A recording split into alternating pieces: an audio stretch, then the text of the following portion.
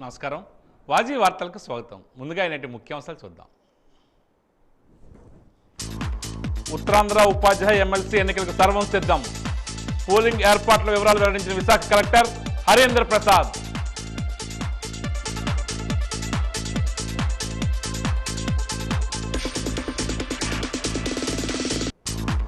సామాన్య భక్తులకు ఎటువంటి ఇబ్బందులు తలెత్తకుండా బందోబస్తు ఏర్పాట్లు. పుణ్యగిరి కొండపై స్వయంగా భద్రతా ఏర్పాట్లు పరిశీలించిన జిల్లా ఎస్పీ వకూల్ జిందాల్.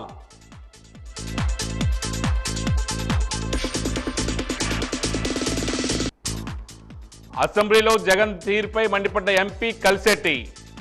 వైసీపీ నేతలు విజ్ఞతతో వ్యవహరించాలన్న కిమిడి నాగార్జున.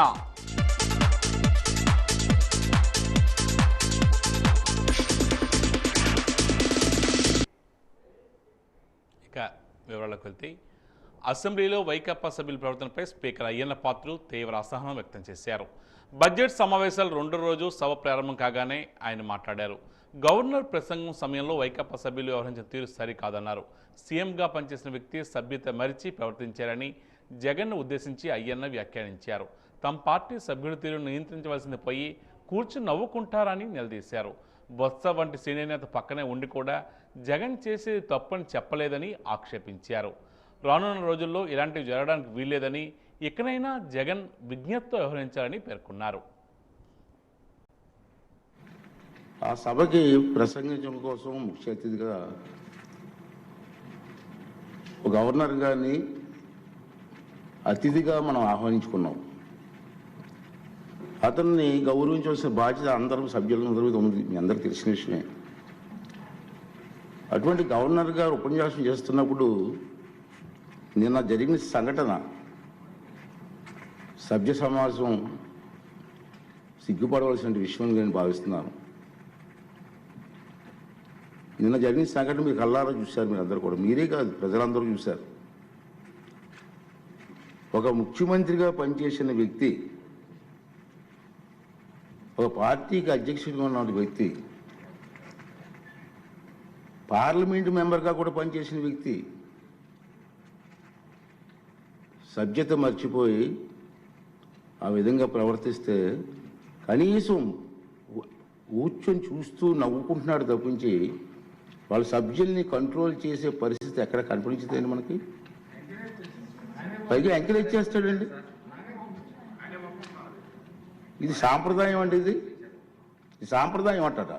సాంప్రదాయం ఏంటండి? ఒక ఉన్నతమైన వ్యక్తిని అగౌరవపరిచే విధంగా ప్లే కార్డ్స్ పట్టుకొని రావడం, కాగితాలు చింపి పోడియం మీద విసిరారు. అంటే గవర్నర్ మాట్లాడుతూ ఉంటే గవర్నర్ మీద, ఇది పద్ధతి కాదు. ఈ సాంప్రదాయం అంటాడు. ఏంటి సాంప్రదాయం నాకు అర్థం కాదండి. ఇది పద్ధతి కాదు, ప్రజాస్వామ్యం ఇది మంచి పద్ధతి కాదు. పైగా అతనికి ఆ ఆలోచన లేకపోయినా పక్కనే ఉన్నటువంటి సీనియర్ మెంబర్ బొత్స సత్యనారాయణ గారికి కూడా ప్రోత్సహించారు. వారైనా ఇది తప్పు అని చెప్పే పరిస్థితి లేదు. ఇటువంటి సంఘటనలు రాబోయే రోజులు జరగకూడదనేది నా తాలూకు ఆలోచన విధానం. మీరందరూ కూడా గమనిస్తూనే ఉన్నారు. ఇది అసెంబ్లీలో వైకాపా నేతల విధ్వంసం చూస్తే వివేక హత్య గుర్తొచ్చిందని డిప్యూటీ సీఎం పవన్ కళ్యాణ్ అన్నారు. గవర్నర్ ప్రసంగిస్తూ ఉంటే వైకాపా నేతలు అలా ప్రవర్తించవచ్చా అని ప్రశ్నించారు. గవర్నర్ ప్రసంగానికి ధన్యవాదాలు తెలిపే తీర్మానంపై చర్చలో భాగంగా పవన్ మాట్లాడారు. వైకాపా నేతలు గొడవలు బూతులకు పర్యాయపదంగా మారిపోయారు. ఇలాంటి నేతలను ఇన్ని సంవత్సరాలుగా చంద్రబాబు ఎలా తట్టుకుని నిలబడ్డారని, నిన్నటి ఘటన తర్వాత నాకు అనిపించింది. ఆయనకు హెడ్సప్ అని పవన్ కళ్యాణ్ తెలియజేశారు. పెట్టలేదు అంటే ఏం కేసులు పెట్టమండి. ఇదే కనుక నిన్న వాళ్ళు చేసిన గొడవే కనుక గవర్నర్ గారి మీద ఆయన సుప్రీంకోర్టు జస్టిస్గా ఉన్నప్పుడు ధైర్యం చేయగలరా? కళ్ళల్లో చూడగలరా?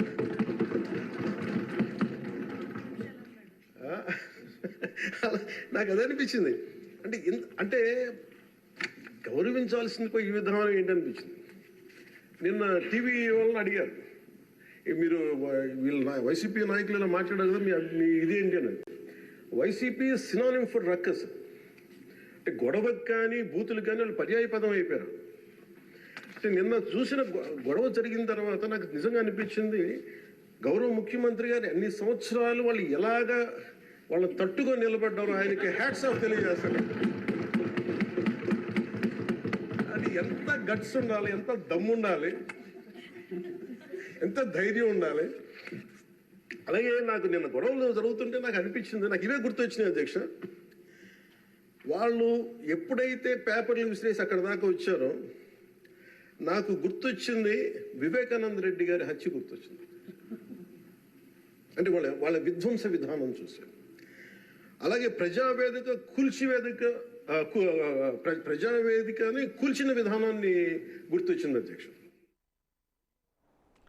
ఆంధ్రప్రదేశ్ శాసన మండలిలో ఈరోజు వాడి వేడి చర్చ జరిగింది. గవర్నర్ ప్రసంగంపై ధన్యవాదాల తీర్మానంపై చర్చలో భాగంగా కూటమి వైసీపీ ఎమ్మెల్సీల మధ్య రగడ చోటు చేసుకుంది. గవర్నర్ ప్రసంగం అంశంలో తెలుగు ఇంగ్లీష్లో ప్రచురణల మధ్య తేడా ఉందంటూ గందరగోళం నెలకొంది. ప్రజలను ఇబ్బంది పెడుతూ సుపరిపాలన అని చెప్పడం కూటమి ప్రభుత్వానికి ఎంతవరకు సమంజసమని వైఎస్ఆర్సీపీ ఎమ్మెల్సీ కళ్యాణి ప్రశ్నించారు. 4 లక్షల మంది ఉద్యోగాలు కల్పించమని స్పష్టంగా గవర్నర్ ప్రసంగంలో ఉందని వైసీపీ ఎమ్మెల్సీ అన్నారు. దీనిపై మంత్రి లోకేష్ స్పందిస్తూ, మేము ఉద్యోగాలు ఇచ్చామని ఎక్కడా చెప్పలేదు, ఉద్యోగ అవకాశాలు కల్పించామనే చెప్పాం, నియమించామని చెప్పలేదని స్పష్టం చేశారు. ఇంగ్లీష్ మీడియం కావాలని అంటారు, మళ్ళీ ఇంగ్లీష్లో చెప్తే ఇబ్బంది అంటారని మంత్రి అన్నారు. గవర్నర్ ప్రసంగం తెలుగు అనువాదంలో తేడా ఉందని, తప్పుంటే మార్చుకుంటామని చెప్పండి ఎమ్మెల్సీ బొత్స పేర్కొన్నారు. డిస్కషన్ జరుగుతుంది. దాని ప్రకారము 4 లక్షల ఉద్యోగాలు కల్పించబడిందని తెలుగులో వచ్చింది. గౌరవ మంత్రి గారు చెప్తుంది ఏంటంటే, కాదు బాబు ఇగో అమ్మా నువ్వు నీకు మనం వాడుక భాష మనం రోజు మాట్లాడుకుంటాము, నేను మీతో కాంట్రవర్సీకి రావట్లేదు, చదువు. 4 లక్షల మందికి ఒక విషయం అధ్యక్ష 4 లక్షల మందికి అవకాశాలు కల్పించబడినది. కల్పించబడింది అర్థం ఏంటి? అవకాశం అంటే కల్పించబడింది అంటే కూర్చోండి, మాట్లాడుతూ కూర్చోండి. మంత్రివర్యులు లోకేష్ గారు జనవరి 1వ తేదీన జాబ్ క్యాలెండర్ ఇస్తామని మంత్రివర్యులు చెప్పడం జరిగింది అధ్యక్ష. క్యాలెండర్ ఇయర్ మారిపోయింది కానీ జాబ్ క్యాలెండర్ మాత్రం ఇవ్వలేదు అధ్యక్ష. అలాగే ప్రభుత్వ ఉద్యోగుల పరిస్థితి, ప్రభుత్వ ఉద్యోగులకి ఏంటంటే 9 నెలల్లో ప్రభుత్వం తాలూకు నిజ స్వరూపం తెలిసిపోయింది అధ్యక్ష. ఎందుకంటే ఒక్కడియే కూడా 9 నెలల్లో ఇవ్వలేదు అధ్యక్ష. అసలు ఒక్కడియే కూడా ఇవ్వని ఏదైనా ఉందంటే అది అలాగే చంద్రబాబు నాయుడు గారు, పవన్ కళ్యాణ్ గారు వీళ్ళు లేకపోతే మోడీ గారు ప్రభుత్వమే ఉండదు అనేసి పెద్దలందరూ చెప్తూ ఉంటారు అధ్యక్ష. పోలవరంకి నిధులు తీసుకొచ్చా అధ్యక్ష, అది ఈ రోజు మన ప్రభుత్వానికి ఉన్న చిత్తశుద్ధి అధ్యక్ష. మేము ఎక్కడ చెప్పలేదు అధ్యక్ష, దయచేసి మేడం గారు విత్డ్రా దట్ పాయింట్. మేము ఒప్పుకోవట్లేదు అధ్యక్ష. అది మటుకు ఏదో మేము సపోర్ట్ చేయకపోతే మేము ఎక్కడో చెప్పినట్లు ఇది సత్యదూరం అధ్యక్ష. మేడం గారు విత్డ్రా దట్ పాయింట్ అధ్యక్ష. ఇది చాలా సీరియస్ గా మేము తీసుకుంటాం అధ్యక్ష. అందరూ అంగీకరించాల్సిన నిజం, మన రాష్ట్రంలో ఉన్న ఎంపీల మీద కేంద్ర ప్రభుత్వం ఆధారపడి ఉంది అనేది నిజం కదండి అధ్యక్ష. సో ఇది చాలా మంచి అవకాశం అని చెప్తున్నాను అధ్యక్ష. చెప్పారో చెప్పలేదా? అన్ని బిల్స్ మీరు 5 సంవత్సరాలు సపోర్ట్ చేశారు. ఏమైంది? ప్రత్యేక హోదా తీసుకురాలేదు. మేము మళ్ళీ చెప్తున్నాం తెలుగుదేశం పార్టీ జనసేన సభ్యులు కూడా ఉన్నారు. తెలుగుదేశం పార్టీ జనసేన 2 పార్టీలు కలిసి అన్కండిషనల్ గా మేము సపోర్ట్ చేశాం. ఎన్నికల ముందర కూడా చెప్పాను ప్రజలకి. నేను చెప్పాను అధ్యక్ష. ఒక్క నిమిషం సార్, మేము 24 ఎన్నికల్లో ఏం చెప్పాం? డబుల్ ఇంజిన్ సర్కార్ అని చెప్పాం. డబుల్ ఇంజిన్ సర్కార్ ఇప్పుడు వచ్చింది. కేంద్రం రాష్ట్రం ఒకే ప్రభుత్వం ఉంది. ఫిబ్రవరి 27వ తేదీన జరగనున్న ఉత్తరాంధ్ర ఉపాధ్యాయ ఎమ్మెల్సీ ఎన్నికలకు యంత్రాంగం సిద్ధంగా ఉందని, ఆ దిశగా పటిష్టమైన ఏర్పాట్లు చేశామని రిటర్నింగ్ అధికారి విశాఖపట్నం జిల్లా కలెక్టర్ హరీంద్ర ప్రసాద్ పేర్కొన్నారు. 22,493 మంది ఓటర్లు తమ ఓటు హక్కును స్వేచ్ఛగా వినియోగించుకునేలా అన్ని ఏర్పాట్లు పూర్తి చేశామని, ప్రతి పోలింగ్ కేంద్రం వద్ద త్రాగునీరు, షామియానాలు ఏర్పాటు చేశామని తెలియజేశారు.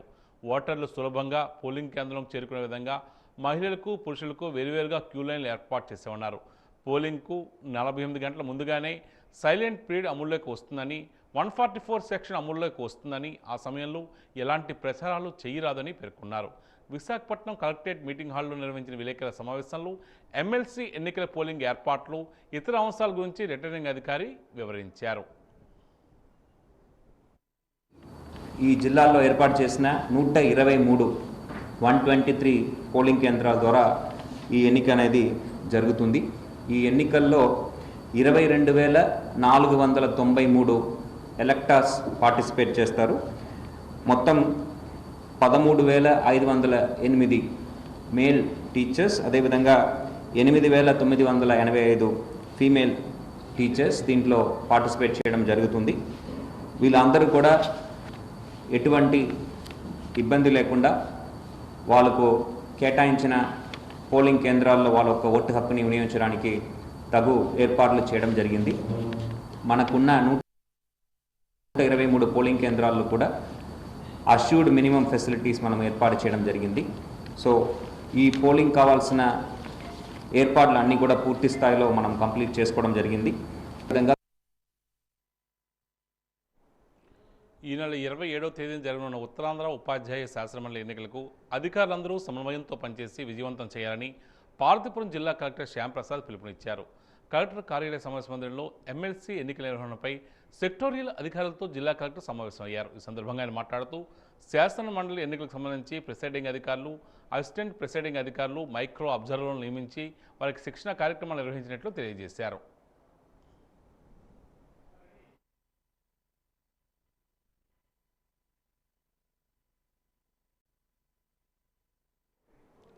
మహాశివరాత్రి పండుగ ప్రతి ఏటా హిందూ పంచాంగం ప్రకారం మాఘమాసంలో బహుళ చతుర్దశి నాడు జరుపుకుంటారు. రేపు శివరాత్రి పర్వదినాన్ని పురస్కరించుకొని వాజీ ఛానల్ అందిస్తున్న ప్రత్యేక కథనం మీకోసం. మహాశివరాత్రి ఎంతో పవిత్రమైన రోజు. ఆ రోజున ఈశ్వరుడు లింగ రూపంలో ఉద్భవించినట్లుగా పురాణాలు పేర్కొంటున్నాయి.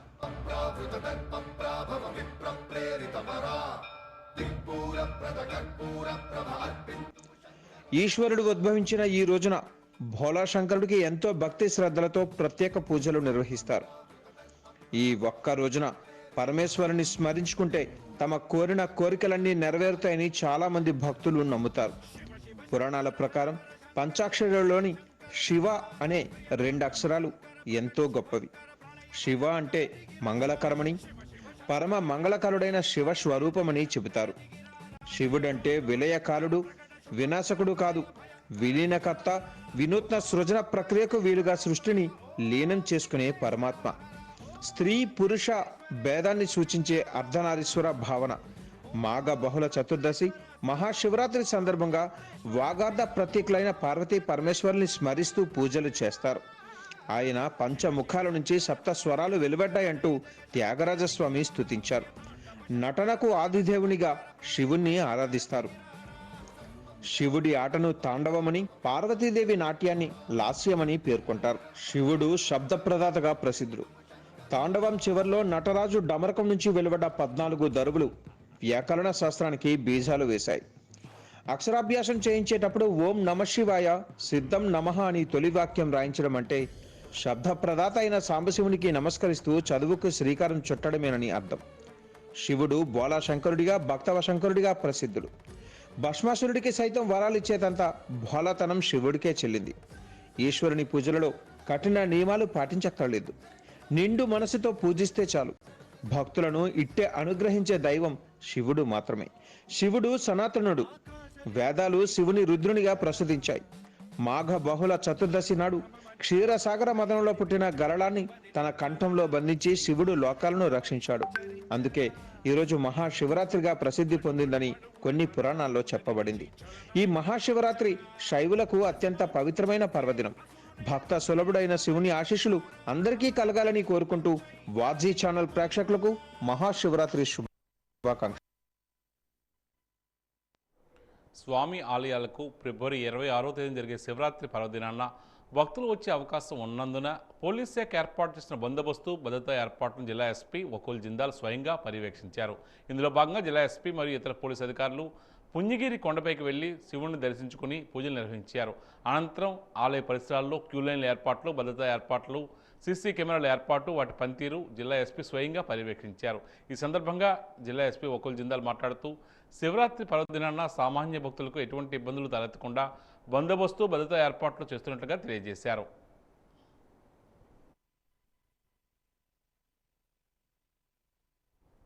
అసెంబ్లీ సమావేశాల్లో వైఎస్ఆర్సీపీ అధినేత వైఎస్ జగన్మోహన్ రెడ్డి ప్రవర్తించిన విచిత్ర తీరుపై విజయనగరం ఎంపీ కలిసిటి అప్పలనాయుడు, విజయనగరం పార్లమెంటరీ తెలుగుదేశం పార్టీ అధ్యక్షుడు కిమ్మిడి నాగార్జున మండిపడ్డారు.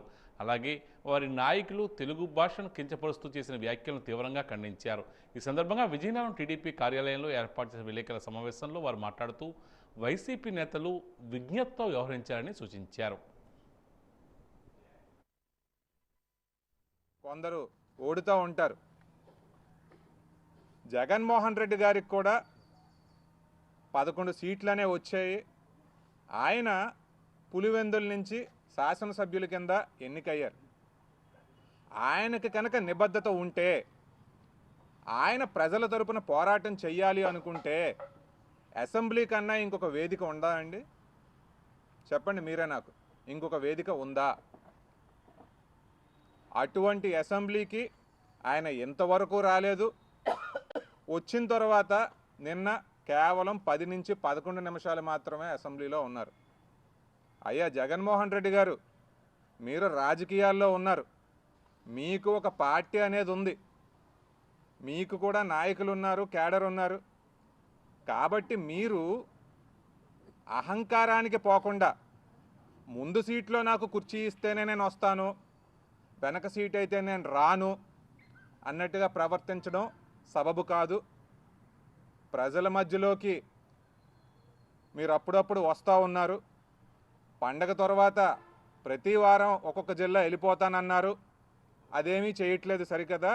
ఇప్పుడు కనీసం అసెంబ్లీలో అయినా కూర్చుని సాంప్రదాయాలను పాటించండి తప్ప అసెంబ్లీలోకి వచ్చి గందరగోళం చేస్తాం, అసెంబ్లీలోకి వచ్చి 10 నిమిషాల్లో వెళ్ళిపోతాననుకోవడం కరెక్ట్ కాదు అని చెప్పి తెలియజేస్తూ ఉన్నాం. నిన్న వచ్చారు, మనం చూసాం. ఎందుకు వచ్చారు? అసలు అసెంబ్లీ మీద గౌరవంతో వచ్చారా? ప్రజలు ఓటేసి గెలిపించారా? వారు గౌరవం మీద వచ్చారా? లేకపోతే ఈయన పదవిని కాపాడుకోవడానికి వచ్చారో మనం తెలుసుకోవాలి. ఒకరోజు సంతకం పెడితే మళ్ళీ సభ్యత్వం కోల్పోవని చెప్పి ఉద్దేశంతో వచ్చి సంతకం పెట్టలేడు. అంతే తప్ప కానీ సిద్ధశుద్ధితో ప్రజలు, పులివెందుల ప్రజలు, సరే రాష్ట్ర ప్రజలను మేము చేయలేవని విషయం అర్థమైపోయింది. కానీ పులివెందుల ప్రజలు అట్లీస్ట్ ఎమ్మెల్యే గెలిపించారు కదా, వారి కోసమైనా అక్కడ ఉన్న సమస్యల మీద మాట్లాడడానికి వచ్చే అవకాశం ఉంది కదా, మాట్లాడాలి కదా అని ఒక ఇది కూడా లేకుండా వారు వచ్చి ఏదో ఒక 10-11 నిమిషాలు వచ్చి వారు వెళ్ళారు. అదే సమయంలో ఒక గవర్నర్, ఒక రాజ్యాంగబద్ధమైన వ్యక్తి ప్రసంగాన్ని కూడా వాళ్ళు కించపరిచే విధంగా, ఆ బడ్జెట్ ఇవి కూడా చించి అక్కడ వేసి అవమానం చేసే విధంగా, ఆయన దాదాపు 4 రోజులు జ్వరంతో బాధపడి ఈరోజు ఉభయ సభ్యులు ఉద్దేశించి మాట్లాడడానికి వచ్చినప్పుడు నేను అక్కడ కూడా అవమానం చేసే విధంగా, ఒక చట్టం మీద గౌరవం లేదు, రాజ్యాంగబద్ధంగా ఉన్న వ్యక్తి పట్ల కూడా గౌరవం లేదు. ఎవరి మీద గౌరవం ఉంటుంది వీళ్ళకి? అందుకే ఈరోజు పూర్తిగా ప్రజలు విస్మరించారు. మీరు ప్రజాక్షేత్రాలు తేల్చుకుంటారా, లేకపోతే ఇతర ప్రాంతాలకు తేల్చుకుంటారు? గతంలో ముఖ్యమంత్రిగా ఉండగా ఢిల్లీ వెళ్ళి ఎన్నిసార్లు మీరు వెళ్ళి అక్కడ ప్రదక్షిణ చేశారు, మీరు అక్కడ తేల్చుకోండి, మాకు అభ్యంతరం లేదు. కానీ ప్రజలు ఇచ్చిన ప్రజాప్రభుత్వం చేస్తున్న నిర్ణయాల్ని, అద్భుత నిర్ణయాల్ని మీరు తప్పుదావ పట్టించే విధంగా చేస్తే మాత్రం ఖచ్చితంగా మేము దాన్ని ప్రజల దృష్టిలో తీసుకెళ్లాల్సిన అవసరం ఉంది, తీసుకెళ్తామని సందర్భంగా మీ ద్వారా తెలియజేసుకుంటాం.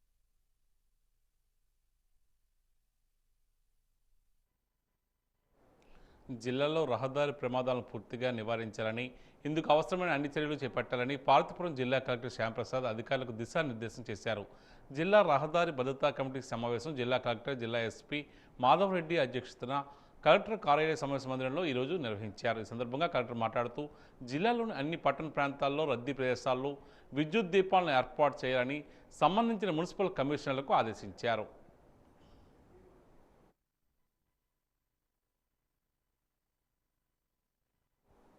జీమవలస మండలం పెదమేరంగిలో ఏనుగుల గుంపు బీభత్సం సృష్టించింది. ఈరోజు తెల్లవారుజామున Sai Gayatri modern rice mill షట్టర్లను విరగొట్టి రైస్ మిల్లోకి ఏనుగుల గుంపు చొరబడింది. మిల్లులో భద్రపరిచిన ధాన్యం, బియ్యం నిల్వలను గజరాజులు చెల్లాచెదురు చేశాయి. నెల రోజుల్లో 2 సార్లు ఇదే మిల్లుపై దాడి చేయడంతో సుమారు 2 లక్షల వరకు ఆస్తి నష్టం జరగడంతో బాధితులు గగ్గోలు పెడుతున్నారు.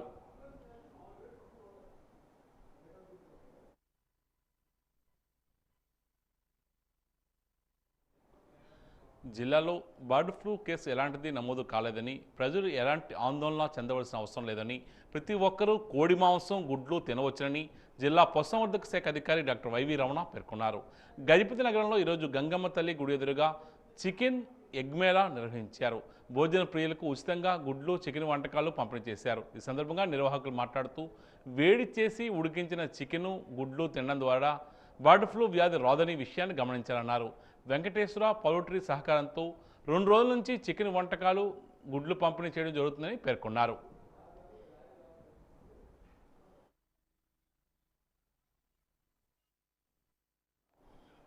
భారతదేశంలో పుణ్యస్థానాదుల్లో విశేషమైంది మహా కుంభమేళా యొక్క స్థానమని సంతపేట జగన్నాథ స్వామి దేవస్థానం అర్చకులు పేర్కొన్నారు.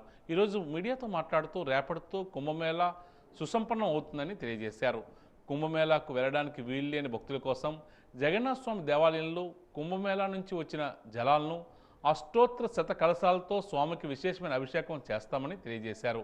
అనంతరం కుంభమేళా జలాలతో షవర్ ద్వారా భక్తులకు తడిసే అవకాశం కల్పిస్తామని తెలియజేశారు. మన భారతావనిలో విశేషమైనటువంటి పుణ్య స్నానాదులలో విశేషం ఈ యొక్క కుంభమేళా యొక్క స్నానం. అటువంటి విశేషమైనటువంటి మహోత్సవం ఈ సంవత్సరం. అందులోని మాఘంలో స్నానం ఎంతో గొప్పది. అటువంటి మాఘ స్నానంలో విశేషంగా ఈ యొక్క కుంభమేళాని రేపటితో మనం సుసంపన్నం చేసుకుంటాం. అంతటి విశేషమైనటువంటి ఉత్సవంలో అక్కడికి వెళ్ళలేని వారి భక్తులందరికీ కోసం కూడా మన జగన్నాథ స్వామి ఆలయంలోనే, అది కూడా స్వామి అనుగ్రహంగా అక్కడి నుంచి వచ్చినటువంటి జలాలతో రేపు శ్రవణ నక్షత్రాన్ని కూడి ఉండటంతో విశేషంగా 108 అష్టోత్తర శత కలశాలలో స్వామికి ఆ యొక్క కుంభ జలాల్ని నింపి ఆ యొక్క కుంభమేళా జలాలతో స్వామికి రేపు విశేషమైనటువంటి అభిషేక కార్యక్రమం శ్రీనివాస స్వామికి నిర్వహించడం జరుగుతుంది.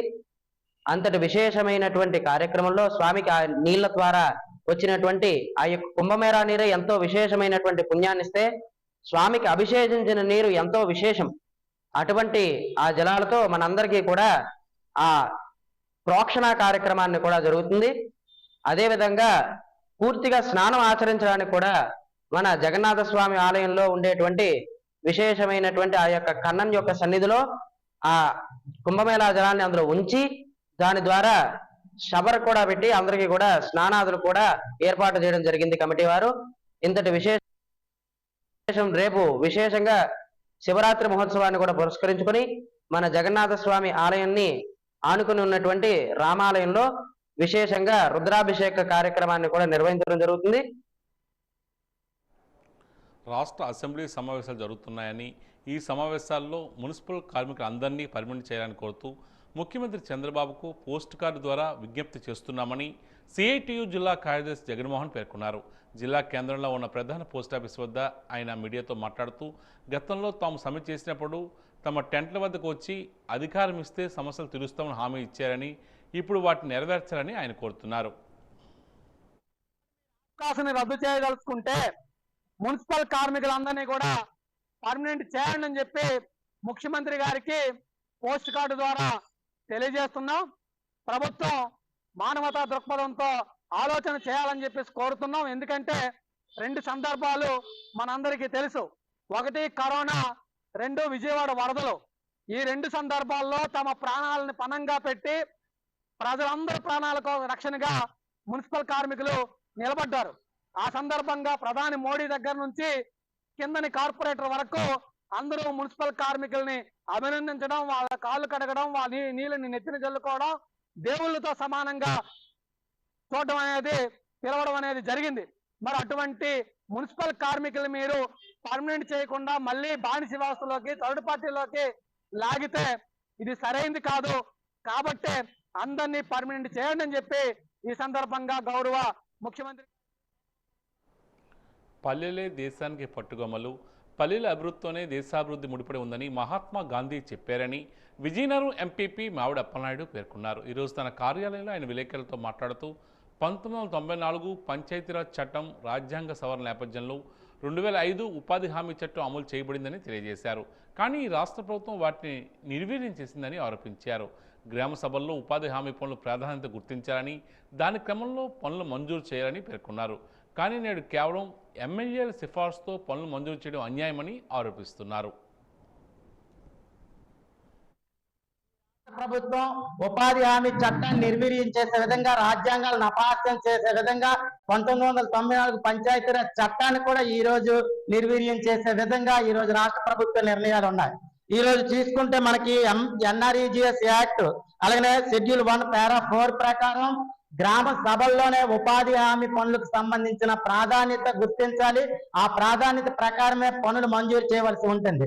కానీ ఈ జిల్లాలో తీసుకున్న, రాష్ట్రంలో తీసుకున్న ఈ పనులు ప్రాధాన్యత కాకుండా కేవలం ఎమ్మెల్యేల సిఫారసు మేరకు మాత్రమే జిల్లా కలెక్టర్లు, డుమా పీడీలు ఈ పనులు మంజూరు చేయడం జరిగింది. అలాగే సర్క్యులర్ నెంబర్ 1926 ప్రకారం ఆ మండల పరిషత్తులో తీర్మానం కూడా ఆ గ్రామ సభల తర్వాత ఈ పనులకు తీర్మానం చేయవలసి ఉంటుంది. కానీ మండల పరిషత్తుల్లో చాలా తీర్మానాలు చేయకుండానే డుమా పీడీ గారు కానీ, జిల్లా కలెక్టర్ గారు ఉపాధి హామీ పనులను మంజూరు చేస్తూ ఆ సర్క్యులర్ ని, గవర్నమెంట్ ఇచ్చిన సర్క్యులర్ ని అపహాస్యం చేయడం జరిగింది. అలాగే మాన్యువల్ నెంబర్ 7.1.7 ప్రకారము టెండర్ల ద్వారా మాత్రమే పిలిచి తక్కువ కోడ్ చేసే వారిని వెండర్లుగా గుర్తించి వాళ్ళు ఉపాధి హామీ పనులకు మెటీరియల్ మాత్రమే సప్లై చేయవలసి ఉంటుంది. కానీ మండల పరిషత్తులకి తెలియకుండానే కేవలం ఎంపీడీఓలు, అధికార పార్టీ ఎమ్మెల్యేల సిఫారసు మేరకు మాత్రమే అధికార పార్టీ కార్యకర్తల్ని భక్తులు పరమశివుణ్ణి మూర్తి రూపంలో, లింగ రూపంలోనూ పూజిస్తారు.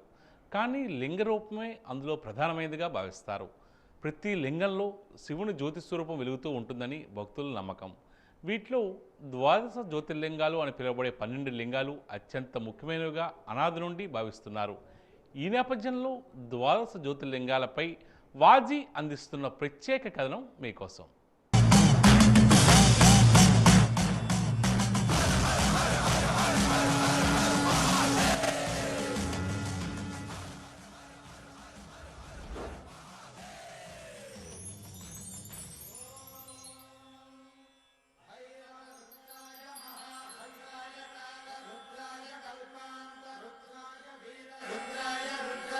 సోమనాథలింగం గుజరాత్ రాష్ట్రంలోని సౌరాష్ట్ర జిల్లాలో సోమనాథేశ్వర క్షేత్రం ఉంది.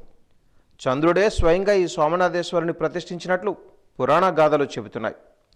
ఈ క్షేత్రాన్ని దర్శించిన శ్రీకృష్ణ పరమాత్ముడు తన లీలతో వెలిగించిన దీపం ఈనాటికి ప్రజ్వరిల్లుతూ ఉండడం ఇక్కడ ప్రత్యేకత.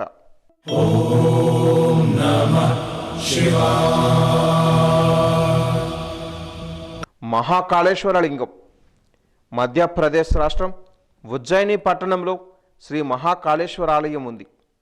ఈ దేవాలయం రుదస్రాగరం సమీపాన ఉంది. క్షిప్ర నదీ తీరంలో మంత్రశక్తి వల్ల ఉద్భవించిన ఏకైక స్వయంభూ జ్యోతిర్లింగం. ఈ ఆలయంలో మహాకాళేశ్వరుడి ప్రాతకాల భస్మాభిషేకం చేస్తారు.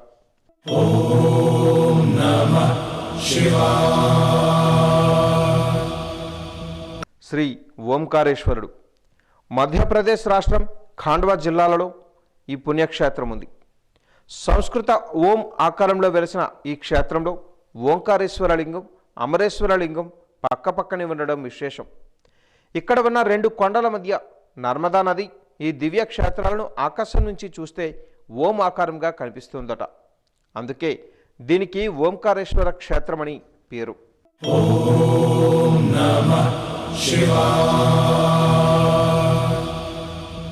కేదారనాథ దేవాలయం కేదారనాథ దేవాలయం ఉత్తరాఖండ్ రాష్ట్రంలో హిమాలయ పర్వత శ్రేణులలో మందాకిని నది సమీపంలో కలదు. ఈ జ్యోతిర్లింగాన్ని సంవత్సరంలో ఏప్రిల్ చివరి నుంచి నవంబర్ నెల చివరి వరకు మాత్రమే సందర్శించడానికి అవకాశం ఉంటుంది.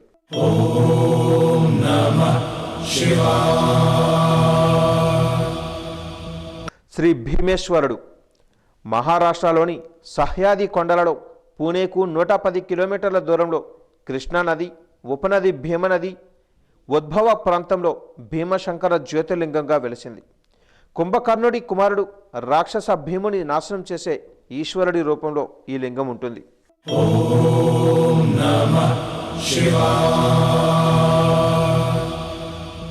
కాశీ విశ్వేశ్వరుడు శ్రీ విశ్వనాథేశ్వరుడి జ్యోతిర్లింగం వారణాసిగా జగత్ ప్రసిద్ధి చెందిన కాశీ క్షేత్రంలో ఉంది. అవిముక్త జ్యోతిర్లింగంగా పిలిచే విశ్వేశ్వర ఆలయం బంగారు శిఖరాలను కలిగి ఉంది.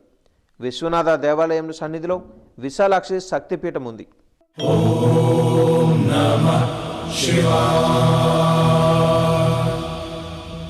శ్రీశైల మల్లికార్జునుడు.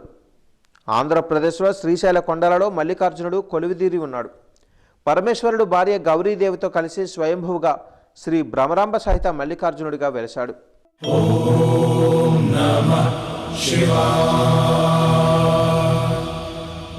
శ్రీ రామేశ్వరుడు. తమిళనాడు రాష్ట్రంలో శ్రీ రామేశ్వర ఆలయం ఉంది. రావణునిపై గెలిచిన తర్వాత రాముడు గెలుపుకి గుర్తుగా ఈ కట్టడం ఉందని స్థానికులు చెబుతుంటారు. రామేశ్వరంలోని బావుల్లో నీటితో స్నానం చేస్తే సమస్య బాధలు తొలగుతాయని భక్తుల విశ్వాసం.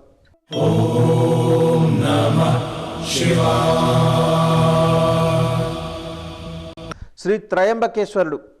మహారాష్ట్రలోని నాసిక్కు 30 కిలోమీటర్ల దూరంలో త్రయంబకేశ్వర ఆలయం ఉంది.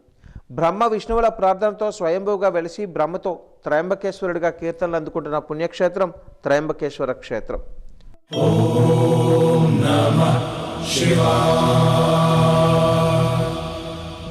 గృష్ణేశ్వరుడు.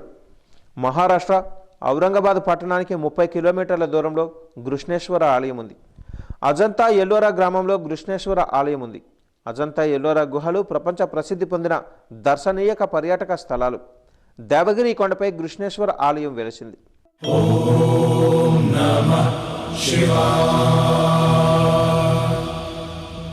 శ్రీ నాగనాథేశ్వరుడు. అరణ్యవాసంలో భాగంగా దారుకావనంలో ఉన్నప్పుడు పాండవులే స్వయంగా ఆలయం నిర్మించినట్లుగా పురాణ గాథలలో చెప్పబడి ఉంది. నాగనాథేశ్వర ఆలయం గోమతి ద్వారక, బైత ద్వారక ద్వీపం మధ్య గుజరాత్ రాష్ట్రంలో సౌరాష్ట్రలో ఉంది.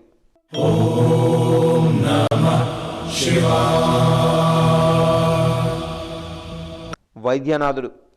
ఈ దేవాలయం జార్ఖండ్ రాష్ట్రంలో దేవగఢ్ పట్టణంలో కలదు. ఈ లింగాన్ని పూజించిన వారికి వ్యాధులు నయం అవుతూ ఉండడం వల్ల శ్రీ వైద్యనాథేశ్వరునిగా పిలుస్తారని ప్రతీతి.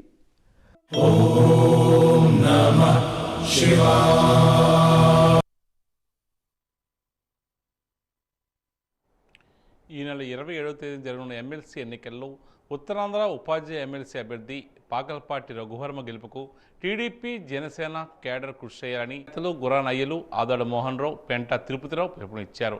ఈరోజు ఏర్పాటు చేసిన మీడియా సమావేశంలో వారు మాట్లాడుతూ ఉపాధ్యాయునిగా ఉన్నత సేవలు అందించి ఉత్తరాంధ్ర సమస్యల మీద పోరాటాలు చేసిన ఉపాధ్యాయ శాసనమండలి అభ్యర్థి రఘువర్మకు మద్దతు ఇస్తున్నామని తెలియజేశారు.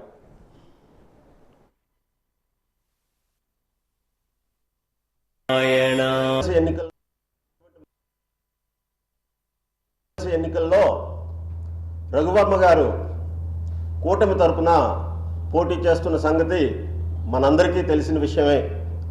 ఆయన పూర్తిగా నిరాడంబరతో ఎప్పుడూ కూడా ఏ సమస్య ఉందన్నా సరే, ఎవరు వెళ్ళినా సరే, ఒక ఉపాధ్యాయులనే కాదు మిగతా రంగాల్లో ఉన్న వాళ్ళు కూడా వాళ్ళ తాలూకా సమస్యలు చెప్తే సానుకూలంగా స్పందించి ఆయనకి వీలైనంతగా సహాయం చేయడం మా అనుభవంలో చూసాము, చాలామంది చెప్పుకోవడం కూడా జరిగింది.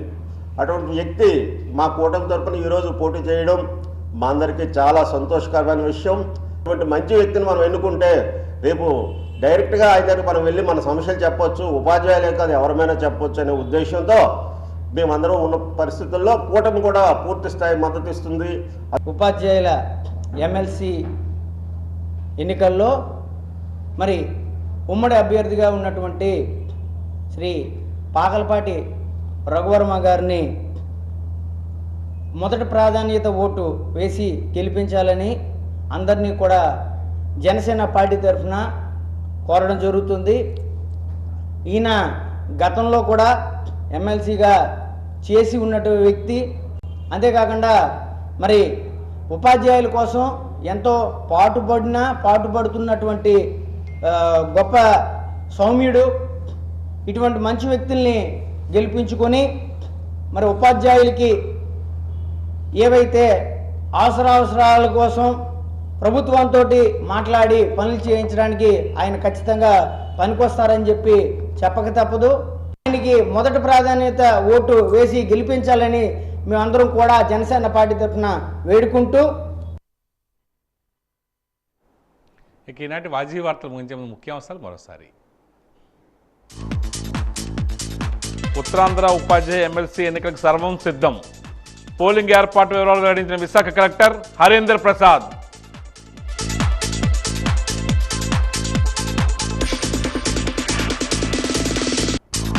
సామాన్య భక్తులకు ఎటువంటి ఇబ్బందులు తలెత్తకుండా బందోబస్తు ఏర్పాట్లు. పుణ్యగిరి కొండపై స్వయంగా భద్రతా ఏర్పాట్లు పరిశీలించిన జిల్లా ఎస్పీ వకూల్ జిందాల్.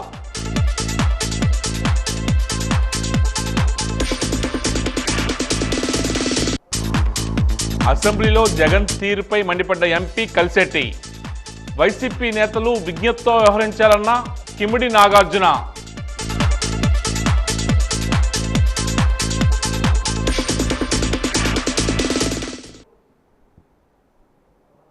వాజీ వార్తలు ఇంతటితో సమాప్తం. నమస్కారం.